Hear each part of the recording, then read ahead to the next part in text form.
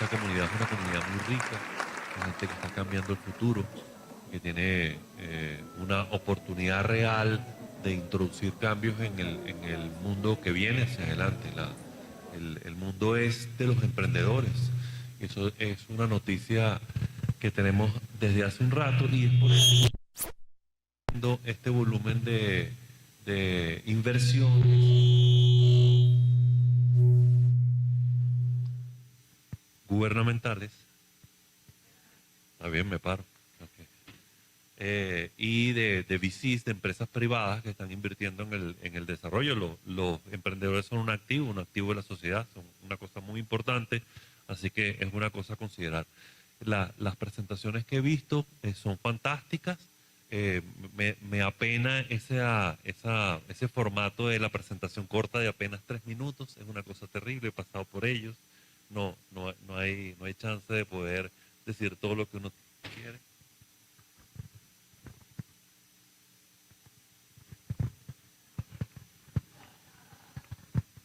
¿Ah? Así sí se duermen. Aló, ajá, ok, perfecto. Ya me siento. Les cuento cuando me invita Elizabeth a participar, le digo, yo he tenido un recorrido y mi recorrido yo no puedo decir que es exitoso porque el número de tropiezos que se presenta a uno es muy grande. Y Elizabeth, que ha tenido noticia de lo que nos ha pasado a nosotros, no, sí, tu cuento es bueno, lo bueno y lo malo has de contarlo y hay un montón de gente que va a estar interesado en ella. Entonces voy a tratar de resumirlo. Alguien me va a hacer seña por ahí porque a mí me da por hablar, y hablo mucho. Pero les cuento. El proyecto se llama 500 historias, 500historias.com. El proyecto nace hace 10 años, cuando tengo una empresa de software, una desarrolladora de software, y me toca hacerle transformación digital a un amigo que tenía una ONG que hacía concursos de innovación estudiantil universitario.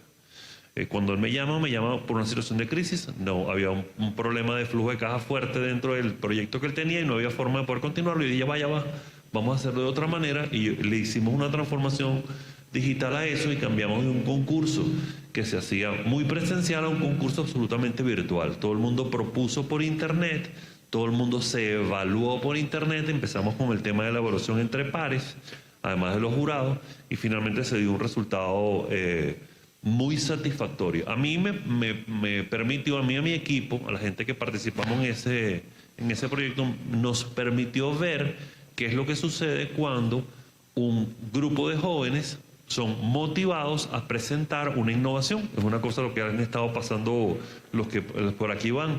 O sea, el proyecto iba para un concurso, ellos trabajan duro para presentarlo. En el esquema universitario típicamente estaba asociado a una tesis o un proyecto de ese perfil, y los chicos reportaban una evolución en sus conocimientos muy importante por el hecho de haber pasado por ahí. Tanto que muchos con los que yo hablé me dicen, esto es mucho más importante que la universidad. Eureka, es como se llamaba esa ONG, dejó de existir, lamentablemente, cosas que pasan.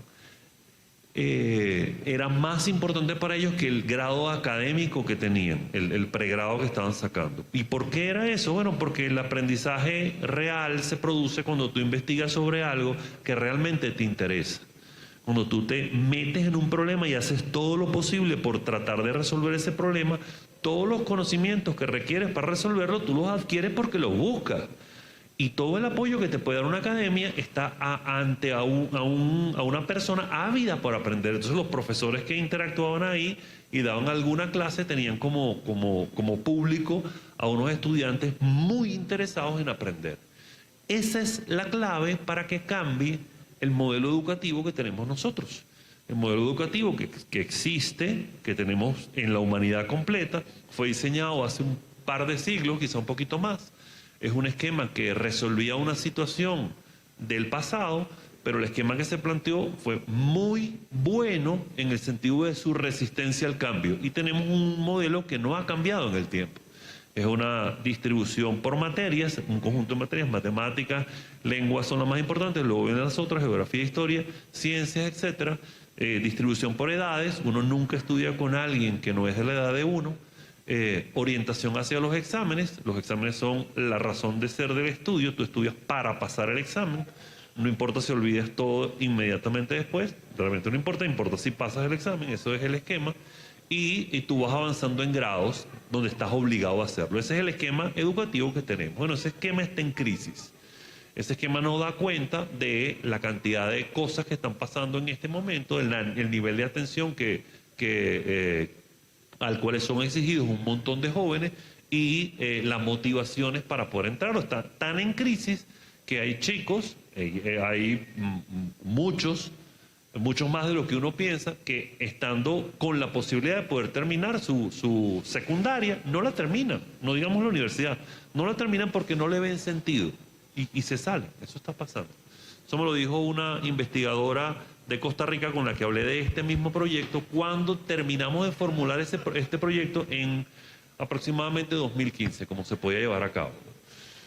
De la formulación empezó simplemente un proceso de iteración continuo para ir puliendo el proyecto para que terminara de salir. La última versión, la versión que produjo el mínimo producto viable, ocurrió mientras la compañía que tengo o que produjo este proyecto estaba trabajando haciendo cosas. Nosotros hacíamos desarrollo de software, servicios de tecnología de información para la educación y proyectos de consultoría en transformación educativa. Entonces este era un proyecto más de transformación educativa, un proyecto propuesto.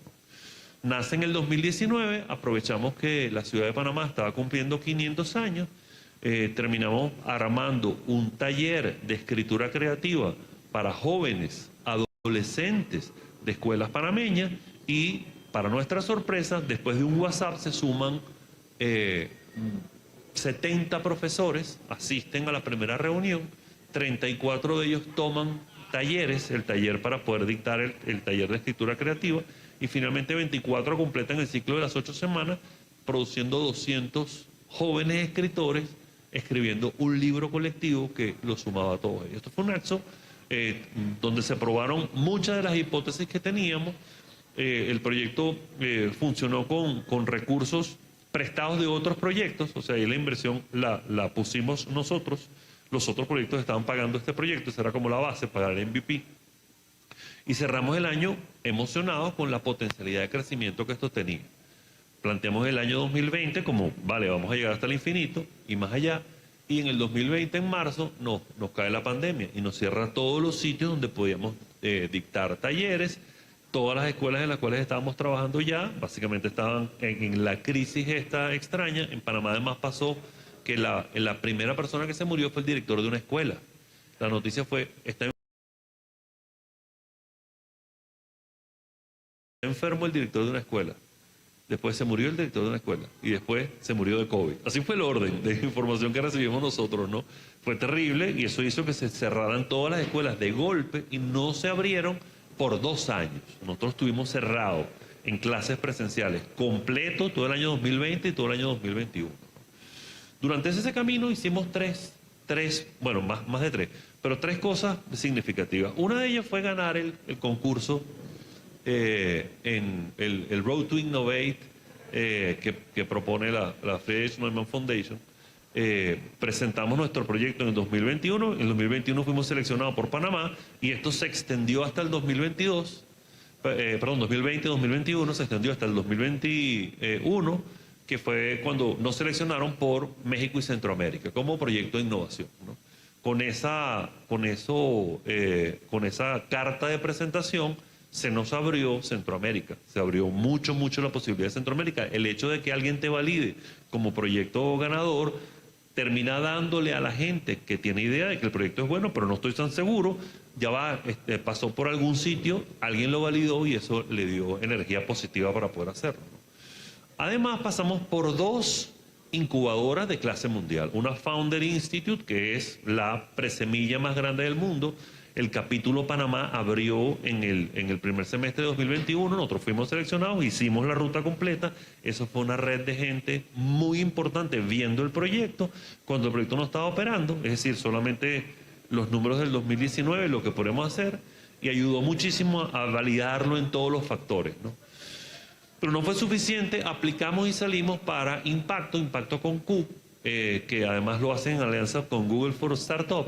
Y en el segundo semestre de 2021 hicimos esa ronda. En ese caso ya no eran solo proyectos de Panamá, sino además eran proyectos de toda Latinoamérica. Entonces compartimos las dos rutas, pasando por un conjunto de expositores, evaluadores y consultores de clase mundial.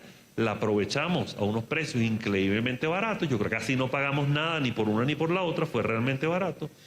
Por la primera tenemos una opción de inversión por la gente de los Founder Institute. El contrato con ellos es, una vez que pasas por aquí, la primera vez que levantes fondo, nosotros queremos participar a esa misma valoración por el 4% de la compañía. Ese es el trato con Founder Institute.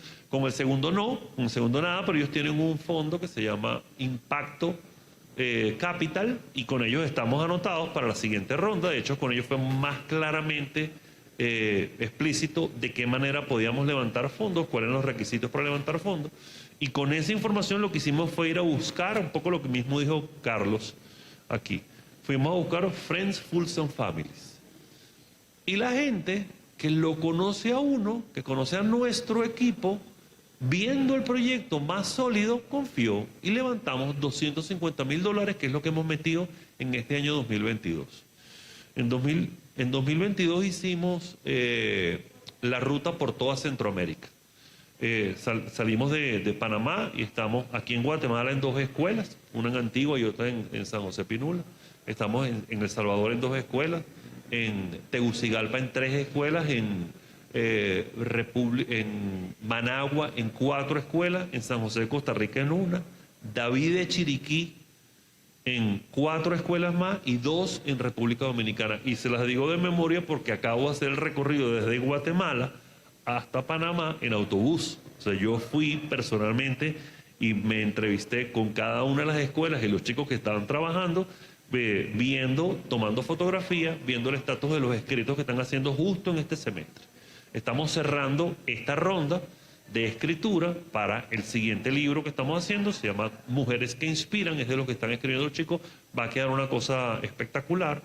Ese proyecto tiene el torneo en línea de lectoescritura, que es la base tecnológica más importante, se libera ahora. Es una app que desarrollamos durante este año, está en planes, pero no se pudo hacer sino hasta ahora que se consiguieron los fondos. Y el proyecto finalmente con esto se materializa la parte de la monetización, que es que nosotros vendemos los mismos libros que escriben los chicos a la misma comunidad que los está demandando. Este es un proyecto de emprendimiento social.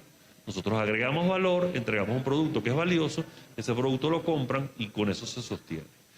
Sí necesitaríamos tener más fondos y sería mejor, pero con pocos fondos se hace mucho, se hace mucho. Y es muy, muy sano poder someter el proyecto a la exposición con la realidad, con las escuelas, y lograr que el proyecto camine y se mueva, y con eso se consigue energía para lo siguiente. No les puedo enumerar el número de cosas que se han abierto en esta interacción ahora con 8 ciudades, ¿no? Estamos cercanos a 50 escuelas, cercanos a 400 chicos que están escribiendo. En cada una de ellas tenemos una energía distinta y poderosa para hacer las siguientes interacciones.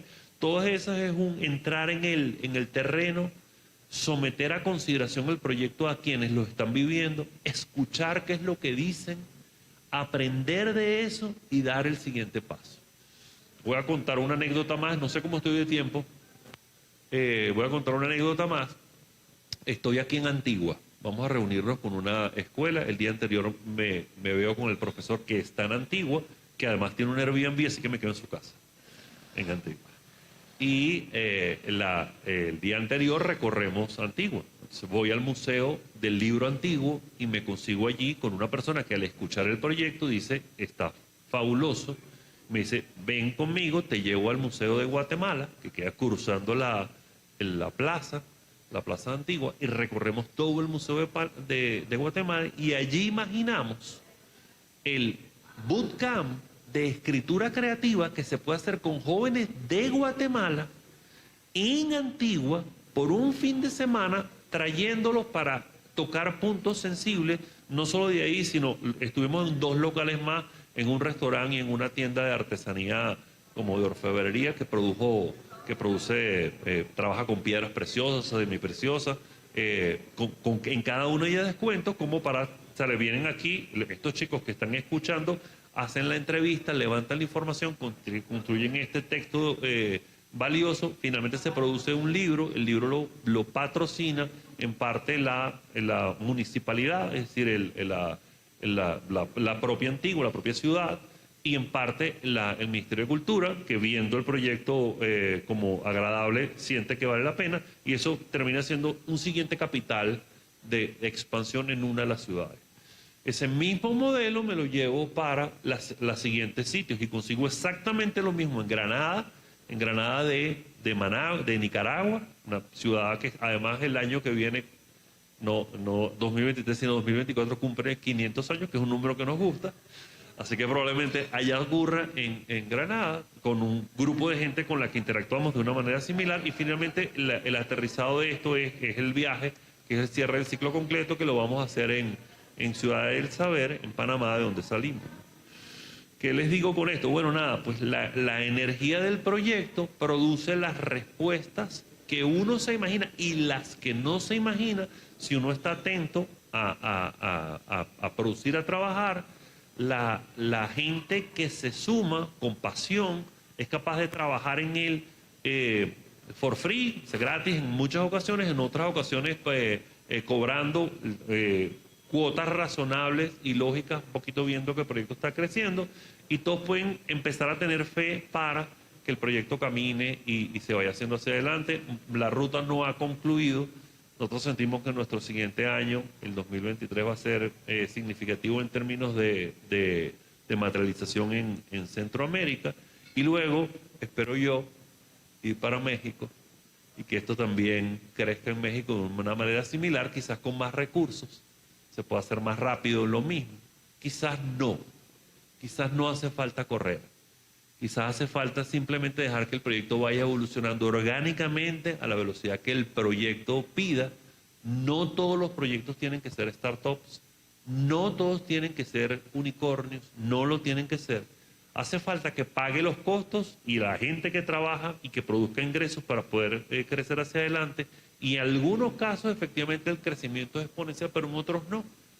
Dejando que el propio ambiente, el propio entorno les dé la respuesta de qué es lo que mejor se puede hacer, poniendo corazón, buena voluntad, cariño, esfuerzo, sumando gente que pueden participar, se producen resultados. Yo creo que este es un mundo emprendedor, de emprendimiento, y yo creo que hay mucha cancha y mucha necesidad para muchos problemas que se pueden resolver.